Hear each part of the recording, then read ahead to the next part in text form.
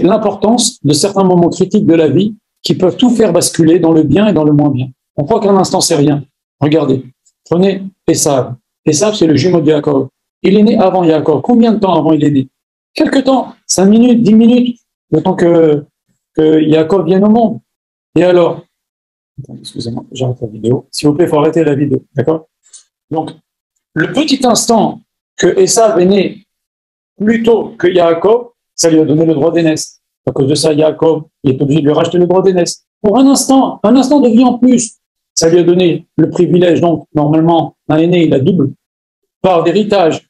Pour un petit instant, Yaakov, il a été donc obligé de lui racheter le droit d'aînesse. Il est obligé de se déguiser pour lui, entre guillemets, pour prendre les bénédictions, parce que Yitzhak voulait faire les choses bécédaires. On voit dans le texte que Yitzhak a été choqué quand il a donné les brachot à Yaakov, et il a été rassuré quand Esav lui a dit, mais Yaakov, je lui ai déjà rendu le droit d'aînesse, parce que c'est à l'aîné de prendre les bénédictions. Tout ça, pourquoi? Quelques minutes plus tôt, quelques minutes de vie en plus, quelques instants de vie en plus, quelques instants, c'est l'importance de l'instant.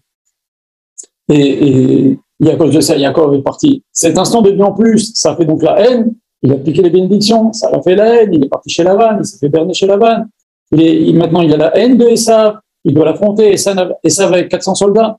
Tout cela, à cause de quoi? D'un petit instant de plus de vie de Esav par rapport à Yaakov au moment de la naissance. Et on voit même encore mieux que ça, l'importance d'un instant.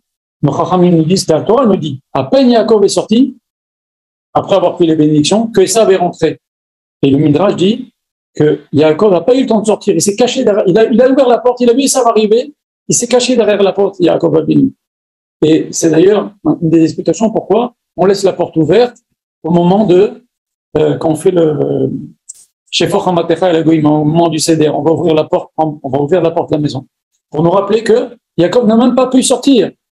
Mais supposons maintenant que Yaakov, avant d'aller prendre les bénédictions, sa mère lui a dit, vas-y, va prendre les bénédictions. Et Yaakov commence à discuter. Maman, j'ai peur, il va se rendre compte, il va m'en maudire.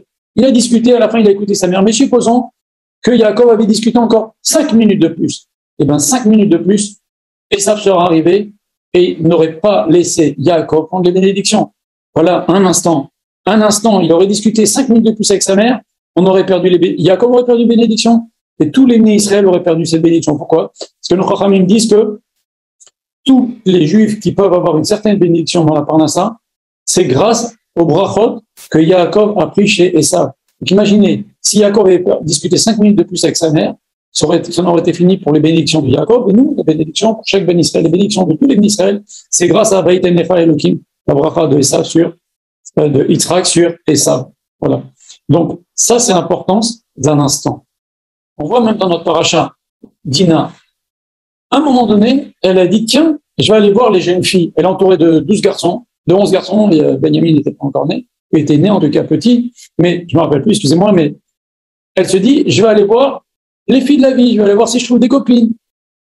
Grand mal lui a pris cet instant où elle a pris cette décision-là, elle l'a payé toute sa vie. Malheureusement, Shrem ben Hamor va la profaner, il va profaner la fille de Yaakov, et après, sa vie, elle a été gâchée, et maintenant, dans les générations, j'imagine que là où elle est, Dina, la pauvre dans le ciel, ça doit lui faire mal.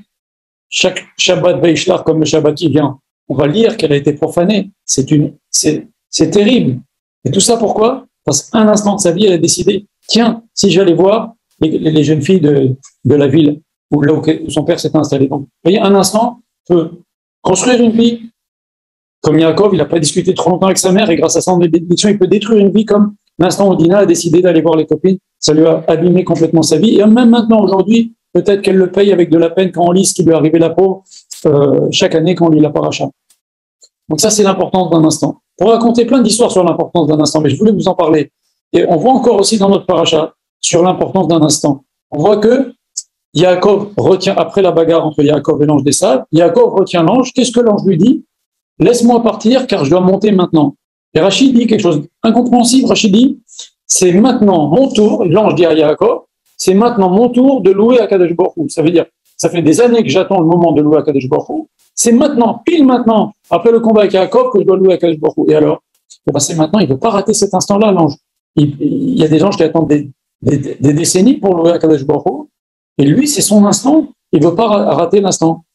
Voilà. Et voilà. Donc ça, c'est des petits exemples. Maintenant, pareil, on voit dans Shemot, Akadosh Baruch Hu dit dans Parashat Beshalach, Akadosh Baruch Hu dit à Moshe Rabbeinu, je vais endurcir le cœur de Paro et je vais m'apesantir sur les Égyptiens, sur l'armée égyptienne. Ils vont vous poursuivre dans la mer et je vais sévir contre Paro et contre son armée et ils sauront que je suis Hachem. Et nos Chachamim me demandent, qui va savoir que Akadosh Baruch Hu c'est le maître du monde? Les Chachamim ne disent pas seulement les Égyptiens qui sont restés en Égypte, mais même ceux qui vont mourir noyés maintenant, 1 minute avant leur mort, ils vont comprendre que Hachem, c'est l'éternel. Et alors? Ils vont mourir, de toute façon, à quoi ça sert? Non, cet instant-là, qu'une personne qui va mourir dans 1 minute, elle va savoir qu'Akadosh Baruch Hu, c'est le maître du monde, c'est important aux yeux d'Akadosh Baruch Hu. On prend qu'Akadosh Baruch Hu le dise à Moshe. T'inquiète pas, ils vont mourir. Mais avant de mourir, ils vont savoir que je suis Hachem. Et alors oui, ça c'est important. Un instant, ils vont comprendre un instant qui est Akadosh Baruch Hu. Ça aussi c'est important, même pour ceux qui sont noyés. Pareil, je vais vous raconter 2 petites histoires. Le Rav raconte souvent cette histoire. Son grand-père, Baba Meir Abouratsera, un jour il était en voiture avec son chauffeur, il devait voyager, se déplacer en Eretz Israël, et il voit un camion chargé de bouteilles de Coca-Cola, ou de boissons, ou d'eau, et Baba Meir dit à son chauffeur, arrête, fais un signe au camion, qui s'arrête, et demande-lui qu'il nous donne 2 bouteilles d'eau ou 2 bouteilles de Coca-Cola. Et c'est ce qu'il fait. Le chauffeur se fâche, s'énerve, mais quoi, vous m'avez arrêté pour ça? Vous vous rendez compte, si toutes les personnes qui sont sur la route me demandent une bouteille de coca, une bouteille d'eau, vous vous rendez compte? Allez, il leur a crié dessus, il leur a rien donné. Le chauffeur a repris sa route avec son camion et toutes les bouteilles qu'il avait dans son camion. Encore une fois, Baba Meir dit à son chauffeur, arrête-le, demande-lui qu'il nous donne une bouteille chacun. Encore une fois, il arrête. Et le chauffeur, encore une fois, il pique une fille. Mais qu'est-ce que vous voulez m'arrêter comme ça pour une bouteille de coca? Mais ça va pas, je vais pas donner des bouteilles à tous les gens qui me klaxonnent, ça va pas. Bon, il n'a pas voulu leur donner, ils poursuivent leur chemin. Quand ils reviennent, ils voient que sur la même route, le camion s'est retourné et le chauffeur est mort. Et il y a un attroupement, les pompiers, la police, etc. Baba Meir a dit à son chauffeur, j'ai vu l'ange de la mort sur le camion là, et j'ai voulu lui donner l'occasion de faire la tzedaka. Et 2 fois on lui a donné l'occasion, il n'a pas saisi. Il y avait un instant, une chance d'être sauvé, il n'a pas saisi l'instant, et il a perdu la vie, malheureusement. Donc, il y a des instants de vie, comme on a cité, avec Jacob qui n'a pas transisté, avec Dina qui a mal choisi, ce monsieur-là qui aurait pu avoir la vie, sauf s'il avait fait un peu de tzedaka avec Baba Meir. Voilà. Le Chachamim nous raconte, je dois encore parler de cela parce que c'est important, sur un instant de tchouva, comment ça peut changer la vie d'une personne. Il y a une grande halakha, une grande question dans la halakha. Si par exemple, des goïms coincent 10 juifs et ils leur disent, donnez-nous une d'entre vous, on va faire des bêtises avec elle, et si vous ne donnez pas une d'entre vous, on va tous vous profaner. Et parmi les 10 juifs, il y a une juive déjà qui se conduit très très mal. Est-ce que les 9 juifs ont le droit de dire à cette juive-là, de toute façon, toi tu te conduis mal, allez, on te donne de gros de force, on te donne, de toute façon, toi tu t'en fous. Non, on a envie de rester pur. Elles n'ont pas le droit de faire ça. Pourquoi? Parce que cette juive, même si elle s'est conduite mal jusqu'à maintenant, peut-être qu'elle a eu un instant de tchouva. Si elle a un instant de tchouva, elle est au même titre que les autres, elle a le droit de rester pure et pas rentrer là-dedans. Et on n'a pas le droit de la donner. Pareil, une autre halakha. Dans la Gemara, si un type qui est un rachat donne les kdushin à une fille, elle se sanctifie une fille, il lui dit arrête mes kudeshetli, tu es sanctifié pour moi avec cette bague, à condition que je suis un tzaddik gamour. Lui, c'est un rachat gamour. Il dit je te donne cette bague à condition que je suis un tzaddik gamour.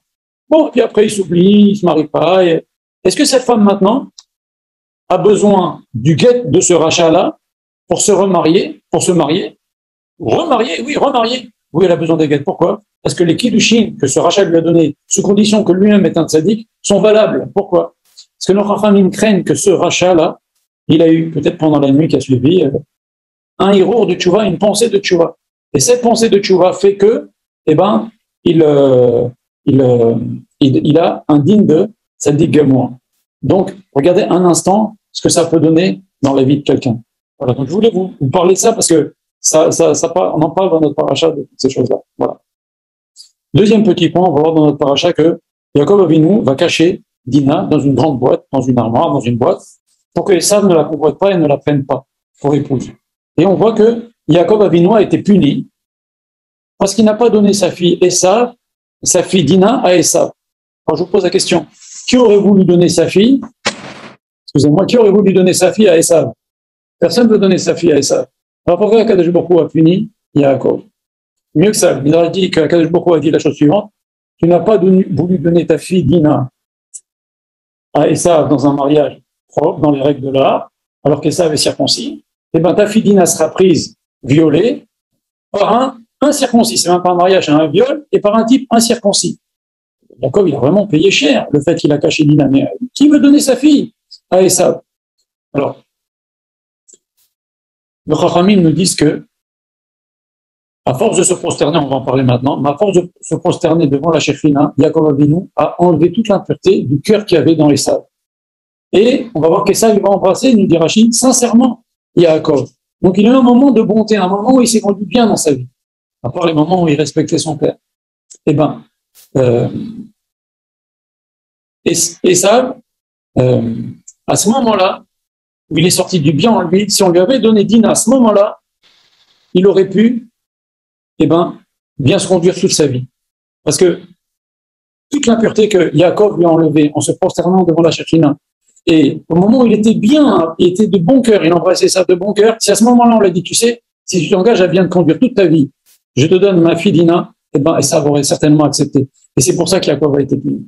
On se rend compte, un instant de bon qu'il y avait chez Esav, il fallait l'exploiter. Mais ça n'a pas duré, parce que nous dit la Torah?